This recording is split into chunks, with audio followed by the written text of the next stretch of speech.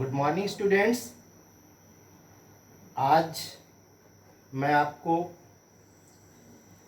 पहलवान की ढोलक पाठ का सारांश समझाने जा रहा हूँ और इस पाठ के लेखक फणीश्वर नाथ रेणु हैं, जो एक आंचलिक कहानीकार हैं। इस कहानी में उन्होंने एक पहलवान है जिसका नाम लुट्टन है, उसके जीवन के बारे में बताया है। पाठ को मैंने कुछ हेडिंग्स में बांट रखा है और उन हेडिंग्स को लिख कर मैं उनकी व्याख्या करूंगा और वही पाठ का सारांश हो जाएगा। तो इस पाठ में जो शुरुआत में लेखक ने दिखाया है वो ये दिखाया है कि गांव में महामारी का प्रकोप है। तो हमारा पहला हेडिंग बनता है गांव में महामारी का प्रकोप।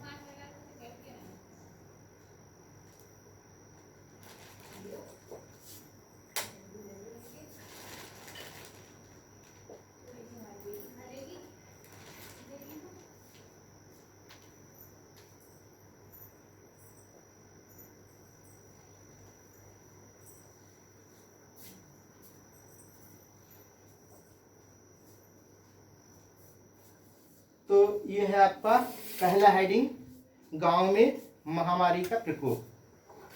देखिए, पाठ में बताया गया है कि सर्दी का मौसम है, गांव में मलेरिया और हैजा जैसी बीमारियां फैली हुई हैं।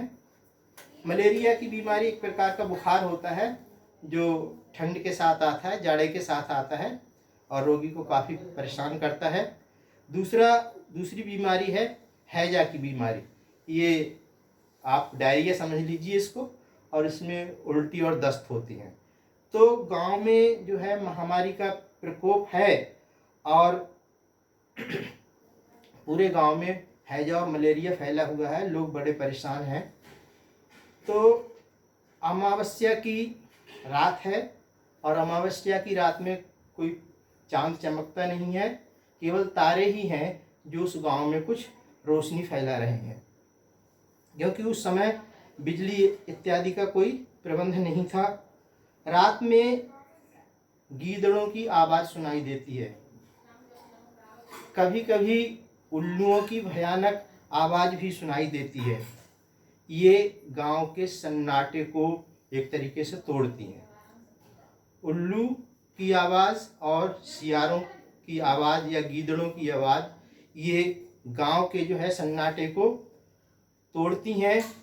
कभी कभी किसी झोपड़ी से किसी के कराहने की आवाज़ आती है, कभी किसी के उल्टी करने की आवाज़ आती है और फिर कभी किसी बच्चे के रोने की भी आवाज़ आती है। जाड़े के कारण जो इस गांव के कुत्ते हैं वो दिन भर राख के ढेरों पर सोते रहते हैं। जो राख के ढेर लोग मतलब अलाव वगैरह तापते हैं तो वहाँ पर राख का ढेर लगा देते हैं, कुछ गर्म होती है इसलिए कुत्ते दिन भर उस पर बैठे रहते हैं और रात में जो इकट्ठा होकर रोते हैं। ये रात में कुत्ते जो है इकट्ठा होकर रोते हैं, जिससे रात को और भी भयानक बना देती हैं। कहने का मतलब है ये गीदड़ों का बोलना या गीदड़ों का, सियारों का क्रंदन, उल्लुओं का बोलना, कुत्तों का रोना, ये सब अशुभ संकेत हैं जो गांव में हो रहे हैं। उधर महामारी भी चल रही है गांव में। और इस गांव में एक पहलवान है जिसका नाम है लुट्टन। ये लुट्टन पहलवान रात भर इस गांव में ढोलक बजाता रहता है। पूरी रात जहाँ सन्नाटा छाया हुआ है, जहाँ बड़ा भयानक दृश्य है, उस पूरी रात में इस रात के सन्नाटे को इस पहलवान की ढोलक भी तोड़ती है। पहलवान रात भर अपनी ढोलक बजाता रहता है। इससे जो पीड़ित लोग हैं उनको कुछ जीने का हौसला मिलता है। तो ये पहला हेडिंग था। दूसरा है लुट्टन का बचपन। दूसरा हेडिंग है लुट्टन का बचपन। जो पहलवान है इसका बचपन।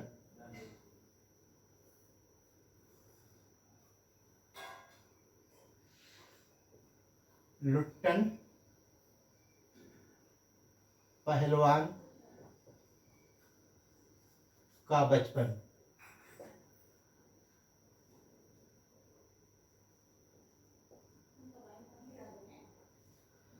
कहानी को आगे बढ़ाते हुए लेखक ने बताया है कि लुट्टन के माता पिता की मृत्यु उसके बाल्यकाल में ही हो गई थी। जब वो लगभग 9 साल का था तभी वह अनाथ हो गया था, लेकिन उस 9 साल की उम्र में ही उसकी शादी हो चुकी थी। मतलब ये कहानी जो है लगभग अब से 60-65 साल पहले लिखी गई है, और उस समय जो ऐसा था कि बाल विवाह हो जाया करते थे। तो लिट्टन का भी बाल विवाह हो गया था, और उसके बाद तुरंत बाद उसके माता पिता का देहांत हो गया। अब लुट्टन का पालन पोषण उसकी सास ने किया, जो विधवा थी। मतलब लुट्टन का पालन पोषण उसकी विधवा सास के द्वारा किया गया। तो लुट्टन अपने ससुराल में कहीं गाय चराता था, भैंसे चराता था, दूध पीता था, कसरत करता था। लुट्टन की सास क्योंकि विधवा थी, इसलिए गांव के लोग उसको तंग किया करते थे। ये लुट्टन से सहा नहीं जाता था, लेकिन चूंकि वो अभी छोटा था, इसलिए वो अपने मन ही मन में दुखी हुआ करता था, और वह ये सोचता था कि किसी दिन मैं जब बड़ा हो जाऊंगा तो अपनी सास के अपमान का बदला जरूर लूँगा। और इसीलिए वो गाय चराता रहा, दूध पीता रहा, और थोड़े ही दिनों में 4-6 साल के बाद में वो अच्छा खासा पहलवान बन गया, तंदुरुस्त एक युवक बन गया। इसके बाद में वो पहलवान बन गया, तो इसके बाद में जो होता है वो उसका हेडिंग आता है कि लुट्टन द्वारा चांद सिंह पहलवान को हरा देना।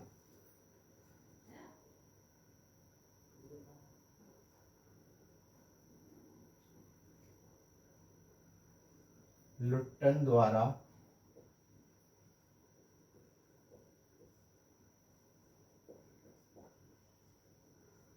चांद सिंह को हराना।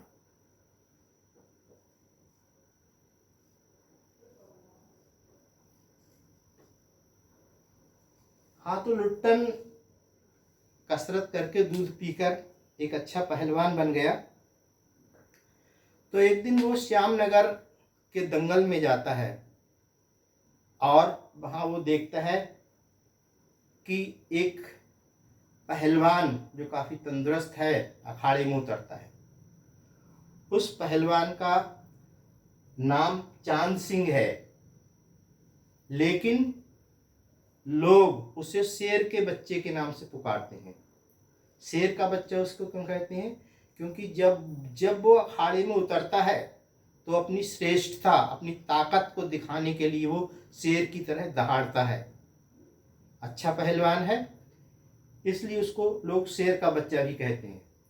और कोई भी पहलवान उससे कुश्ती करने के लिए हिम्मत नहीं करता है, लेकिन ये लुट्टन जो है वो उससे हाथ मिला लेता है। जब ये देखते हैं लोग तो लुट्टन को समझाते हैं। बहुत सारे लोग जो वहाँ पर एकत्र थे मेले में, वो लुट्टन को समझाते हैं और कहते हैं कि तुम इस पहलवान को हरा नहीं पाओगे, इसलिए तुम इससे हाथ मत मिलाओ, इससे कुश्ती तय मत करो। यहाँ तक कि वहाँ जो सिपाही लोग थे वो भी इसको मना करते हैं, और जो श्यामनगर के राजा श्यामानंद जी हैं वो भी उसको बुलाते हैं और कहते हैं कि तुमने बहुत हिम्मत की है, इसलिए तुम, वो कुछ उसको इनाम देते हैं और कहते हैं घर चले जाओ, और इस शेर के बच्चे या चांद सिंह से तुम कुश्ती लड़ने लायक नहीं हो। लेकिन क्योंकि लुट्टन को अपनी ताकत पर पूरा भरोसा था, इसलिए वो उससे कुश्ती करने की जिद करता है, और यहाँ तक कहता है कि यदि तुम मुझे कुश्ती नहीं करने दोगे तो मैं पत्थर पर सिर पटक कर मर जाऊंगा। जब इतना राजा श्यामानंद जी सुनते हैं तो फिर उसको कुश्ती करने की इजाज़त दे देते हैं। और जैसे ही लुट्टन अखाड़े में उतरता है, चांद सिंह या शेर का बच्चा जिसको कहते हैं, वो लपक कर उसकी गर्दन पकड़ लेता है। उधर ढोल बजता है जिसमें ताक धिना तरकट तिना की आवाज़ आती है। लुट्टन उससे संकेत लेता है कि दाव काटो, बाहर हो जाओ, और वो उसके दाव को काट करके उससे बाहर हो जाता है।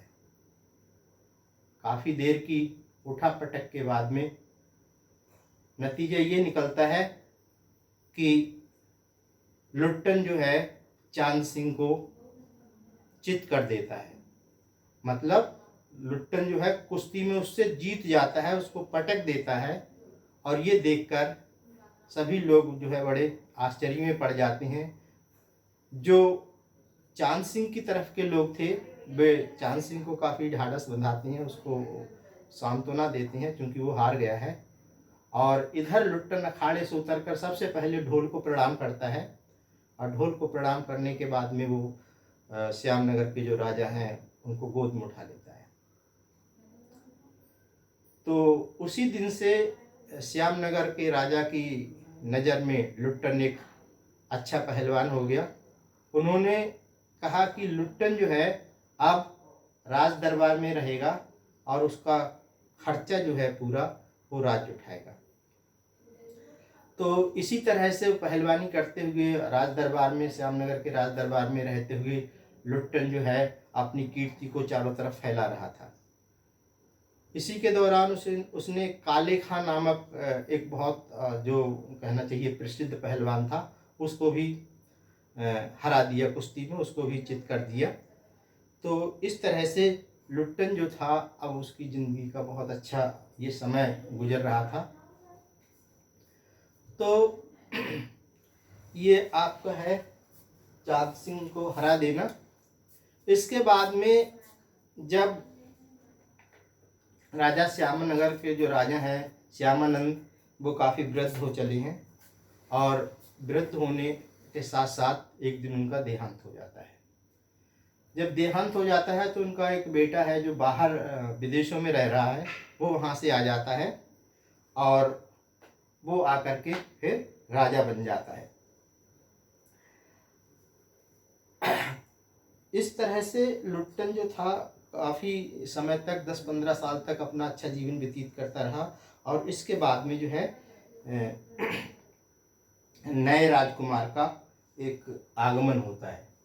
चौथा पॉइंट है इसका, नए राजा का आगमन।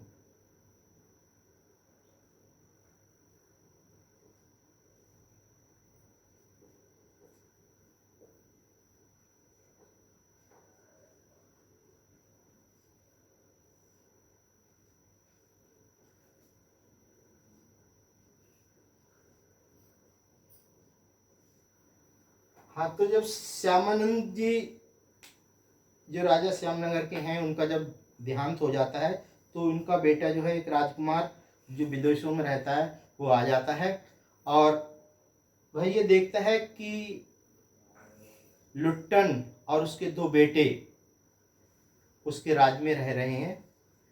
अब तक लुट्टन की जो पत्नी थी वो भी स्वर्ग सिधार गई थी और उसकी सास का भी देहांत हो गया था। बचा था लुट्टन और उसके 2 बेटे। तो ये बेटे भी अब पहलवानी सीखा करते थे। लुट्टन उनको पहलवानी सिखाया करता था और साथ ही साथ इनको व्यवहारिक ज्ञान भी दिया करता था। तो नए राजकुमार ने आकर ये देखा कि भाई ये पहलवान और उसके 2 बेटों पर बेवजह खर्च हो रहा है, उसको ये अच्छा नहीं लगा और उसने जो था लुट्टन को अपने राज्य से निकाल दिया। उसने कहा कि तुम्हारी यहाँ कोई आवश्यकता नहीं है और तुम यहाँ से चले जाओ। लुट्टन ने अपना ढोल उठाया, अपने बेटों को साथ लिया और वो फिर अपने गांव वापस लौट आया। गांव वापस लौटने के बाद में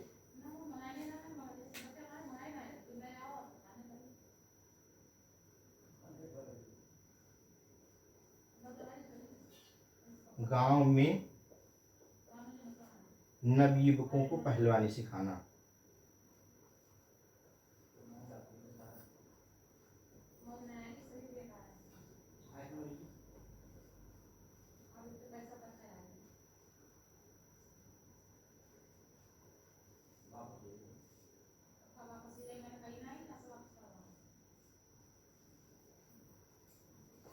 गांव में नवयुवकों को पहलवानी सिखाना।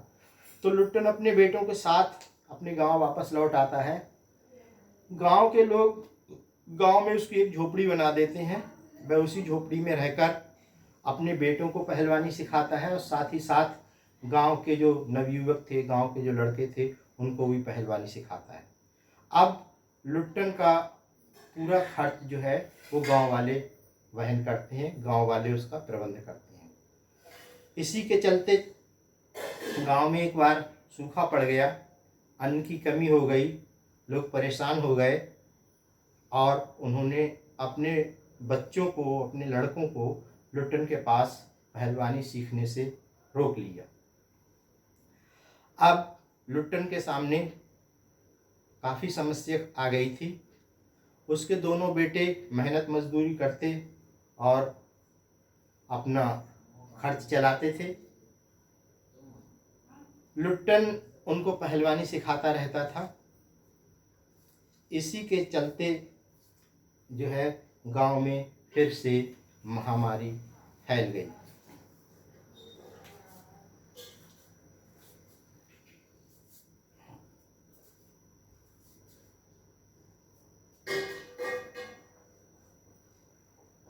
महामारी के दौरान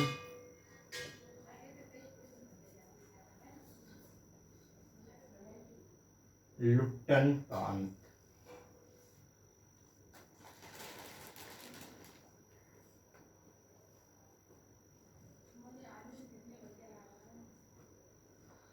हाँ, तो गांव में फिर से महामारी फैल गई और इस महामारी में फिर गांव की बहुत बुरी हालत हो गई। रोज़ 2-3 लाशें निकलती थीं। सुबह को लोग उनके घर जाते थे जिनके घर में से कोई मृत्यु होती थी, उनको हिम्मत बंधाते थे। तो इसी महामारी में लुट्टन के दोनों बेटे भी एक दिन मृत्यु को प्राप्त हो गए। अब गांव वालों को बहुत ही कष्ट हुआ कि भाई एक आदमी जो उनको इतनी हिम्मत बंधाता था, आज उसके जीवन में ही एक घोर निराशा आ गई है। तो लुट्टन ने हिम्मत नहीं हारी। उस दिन लुट्टन ने राजा श्यामानंद द्वारा दी गई एक रेशमी जांघिया पहनी।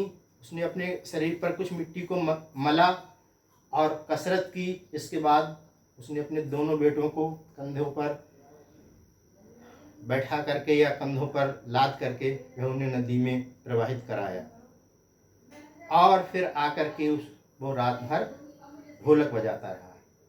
तो इस ढोलक बजाने से फिर गांव के लोगों में एक हिम्मत बढ़ी।